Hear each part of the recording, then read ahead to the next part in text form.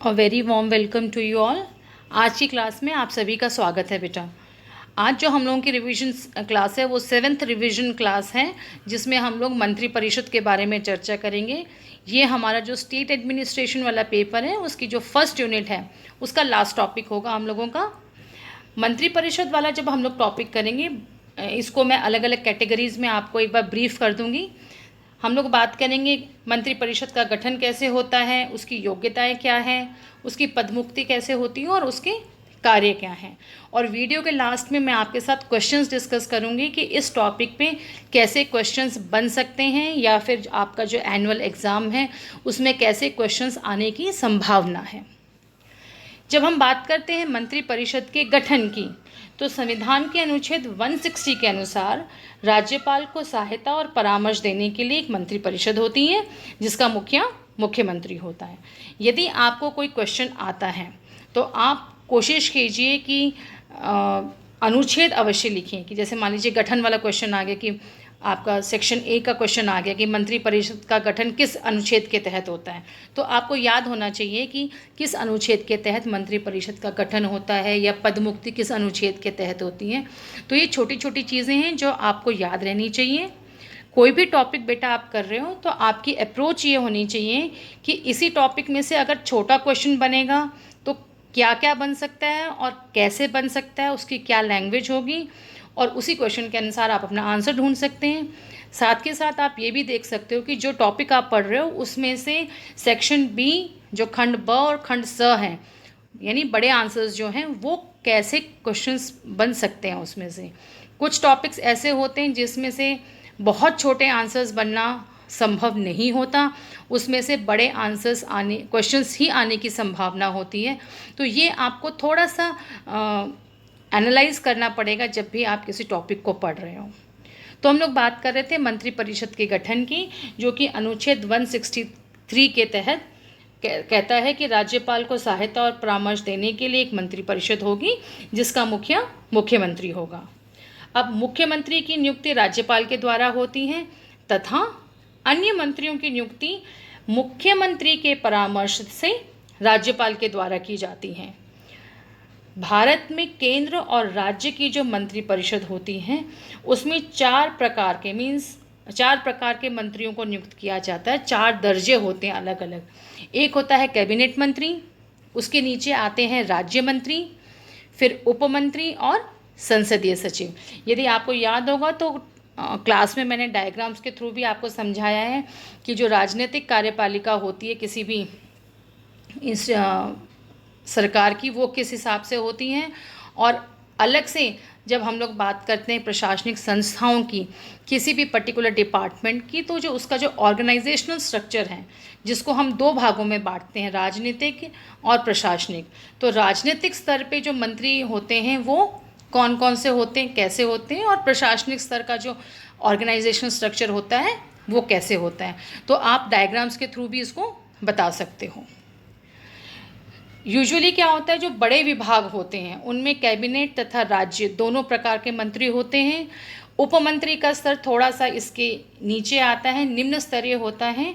और इसी प्रकार से जो संसदीय सचिव का पद होता है वो भारतीय मंत्री परिषद प्रणाली में उन लोगों के लिए हैं जिन्हें मंत्री पद के लिए प्रशिक्षित करना होता है। तो ज़्यादातर जो यंग आप कह सकते हैं या फिर जिनके पास कम एक्सपीरियंस्ड हैं, ऐसे जो जनप्रतिनिधि होते हैं उनको संसदीय सचिव के रूप में लगाया जाता है।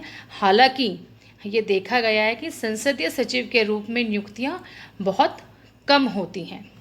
मंत्रियों को उनके दर्जे के अनुसार, उनके दायित्व और शक्तियों के अनुसार सुविधाएं प्रदान की जाती हैं। यदि हम बात करते हैं मंत्री परिषद के योग्यताओं की, तो राज्य मंत्री परिषद में किसी व्यक्ति की नियुक्ति से पूर्व विशेष योग्यताओं की एज सच आवश्यकता नहीं होती है। सामान्यतः राज्य विधानमंडल का सदस्य ही मंत्री बनाया जाता है, किंतु ऐसे व्यक्तियों को भी मंत्री बनाया जा सकता है जो विधायक नहीं हैं। और ऐसे केस में यदि उस व्यक्ति को मंत्री बनाया जाता है तो नियम के अनुसार उन्हें 6 महीने के अंदर राज्य विधानमंडल के किसी भी सदन का निर्वाचित सदस्य होना आवश्यक है। इलेक्टेड मेंबर होना बहुत ज़रूरी है, नॉमिनेट नहीं हो सकते। जो जनरल योग्यताएं हैं वो ये है कि वे भारत का नागरिक हो, विधानसभा की सदस्यता के लिए कम से कम 25 वर्ष तथा विधान परिषद के लिए 30 वर्ष की आयु पूरी कर चुका हो। आपकी जानकारी के लिए मैं बता दूं कि हर राज्य में द्विसदन नहीं है, 2 सदन नहीं है। विधानसभा तो सब जगह है, लेकिन विधान परिषद किसी किसी राज्य में ही है। तो जिन राज्यों में विधान परिषद है उन सदनों की सदस्यता के लिए 30 वर्ष की आयु होना ज़रूरी है। यदि संसद निर्धारित करे तो अन्य योग्यताएं भी डिसाइड कर सकता है। हाल फिलहाल तो यही है। If they want to change, तो जो कुछ भी चेंज होगा वो पार्लियामेंट के थ्रू होगा, संसद के थ्रू होगा। तो ये कुछ बेसिक रिक्वायरमेंट्स हैं जो एक मंत्री परिषद के लिए ज़रूरी होती हैं। और मुख्यमंत्री अपने मंत्रियों का चयन करता है।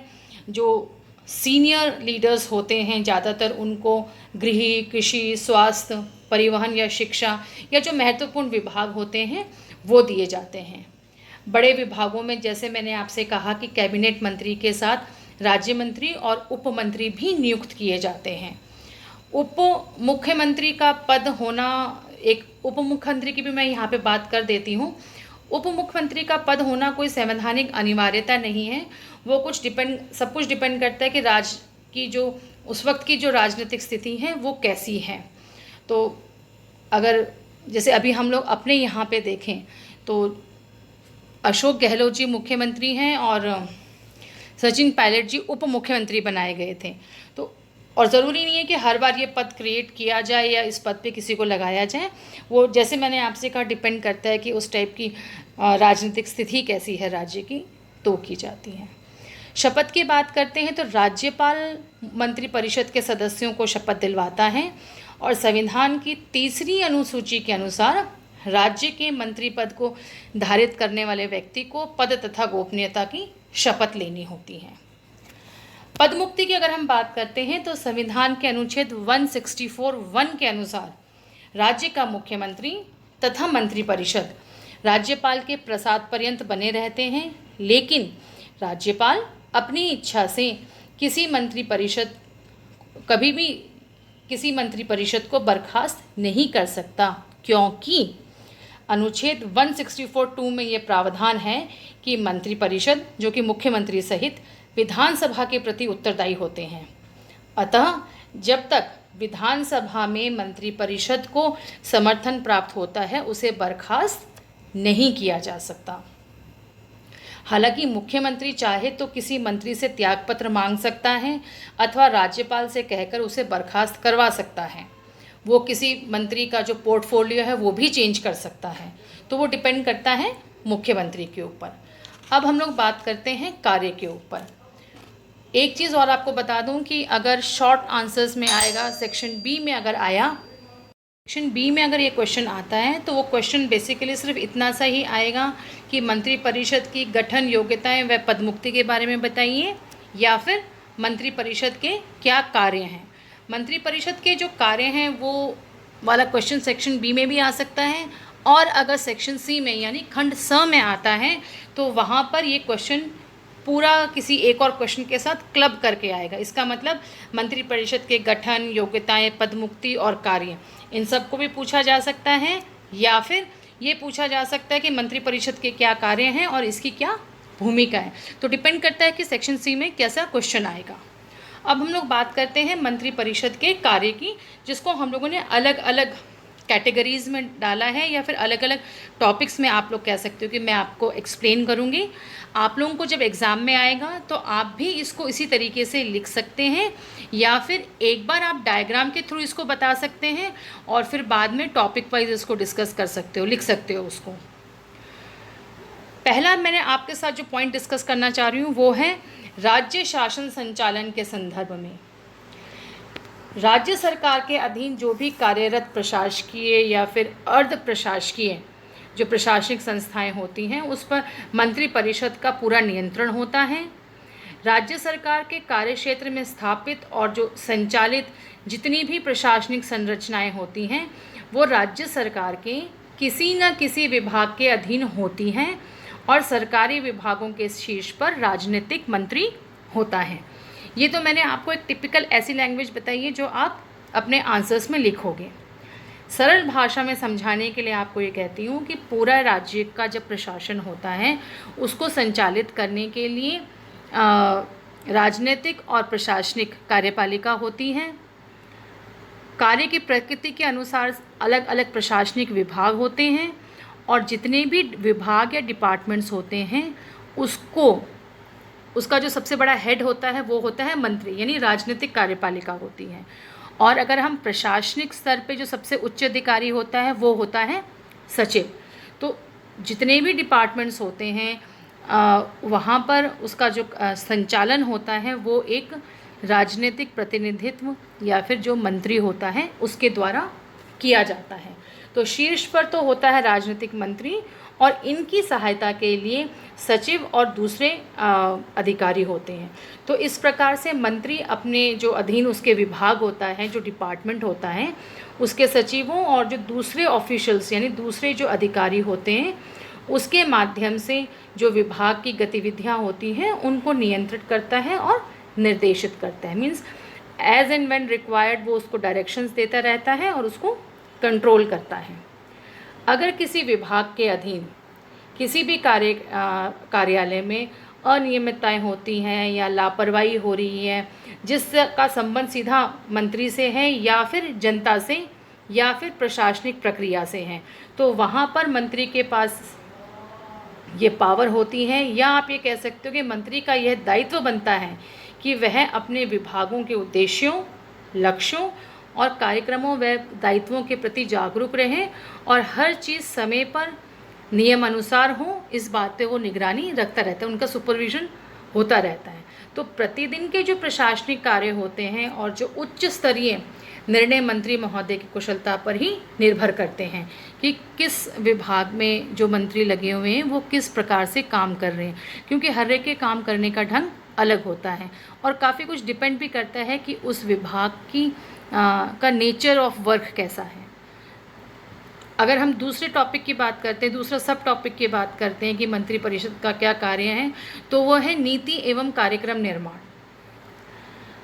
जन साधारण से जो निर्वाचित नेता होते हैं उनके द्वारा जो चुने हुए प्रतिनिधि होते हैं और जब बहुमत में वह सरकार आ जाती है तो उन्हीं में से निकलकर मंत्री परिषद के सदस्यों को चुना जाता है और वो ही वास्तव में नीति निर्माता संस्था होते हैं, पॉलिसी मेकिंग इंस्टीट्यूशन वही लोग होते हैं।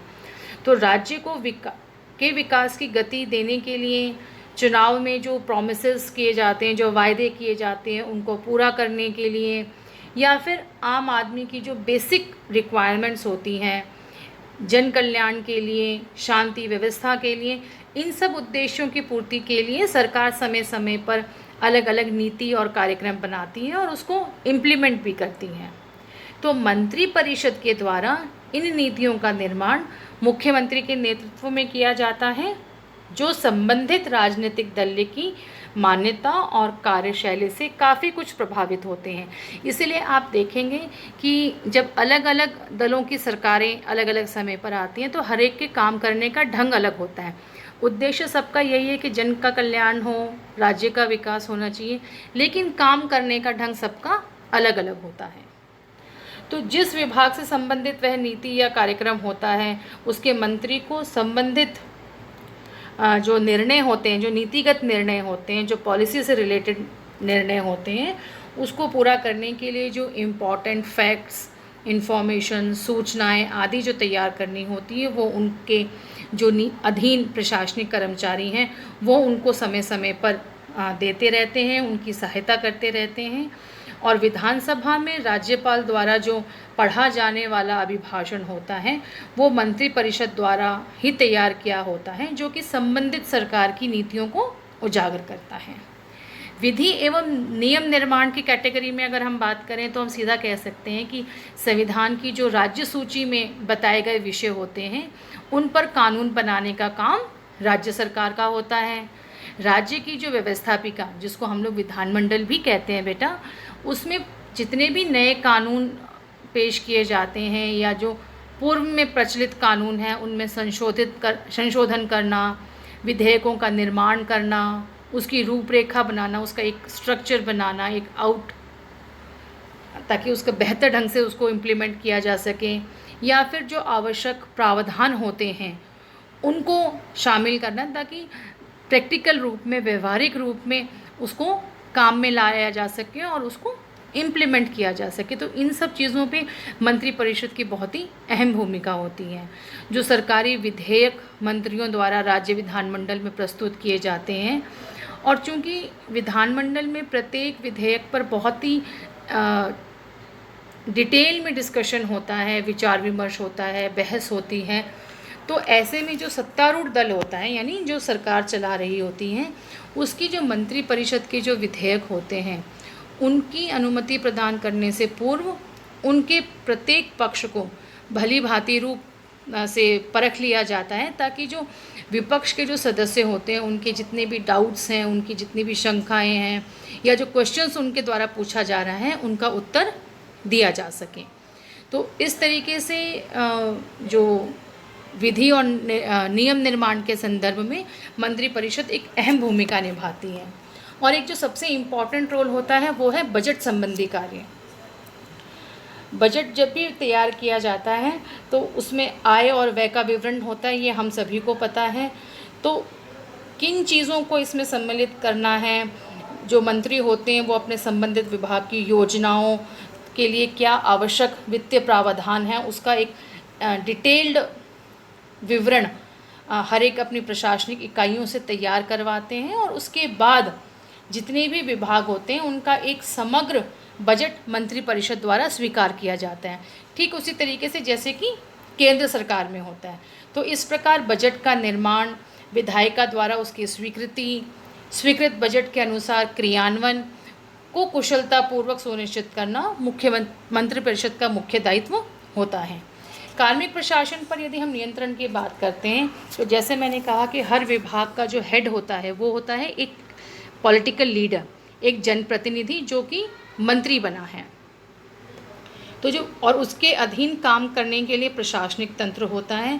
तो जो प्रशासनिक कार्यों की क्रियान्विति होती है उसका जो इम्प्लीमेंटेशन होता है बेटा, और जो शासन के जो लक्ष्य होते हैं उनको पूरा करने के लिए लोक सेवकों की एक बहुत बड़ी टीम होती है, सरकारी कर्मचारियों की एक बहुत बड़ी टीम होती है जो कि सरकार के अधीन काम करते हैं।